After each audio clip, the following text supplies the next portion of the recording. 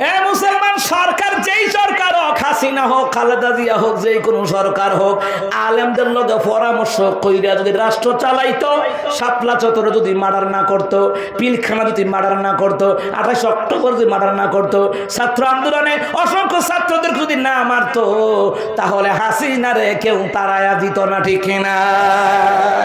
নিজে অপরাধ করে নিজেই বাজছে, এও তাও বাংলা হেলিকপ্টার দিয়ে অপরাধ করলা কেন? পিলখানা আপনি চিন্তা করতে পারেন কতগুলা শরীরদেরকে মারা হয়েছে পিলখানায়। এ হত্যাকাণ্ড কইরা কইরা চাইছে ফেরাউনের মতন থাকতো বিল্লা, ফেরাউনের মতন বেড়ার আল্লাহ জাতা দিয়ে সেফা চুটকি বানাইছে, আর তুমি হেদিনের বেটিয়ে না, ঠিক কিনা কন? সুতরাং মুসলমান দল করেন, অন্ধ নেতার অনুসারী হওয়া যাবে না, যারা ইসলাম বিদ্বেষী এদের অনুসারী হওয়া যাবে না। আমার কথা হইলো, দল যার যার ইসলাম সবার, আমরা আগামীতে ইসলামের বাংলাদেশ চাই। আমরা চাই এবার সব দল দেখা শেষ, আলেমুল আমার বাংলাদেশ। কথা কন, ঠিক কিনা?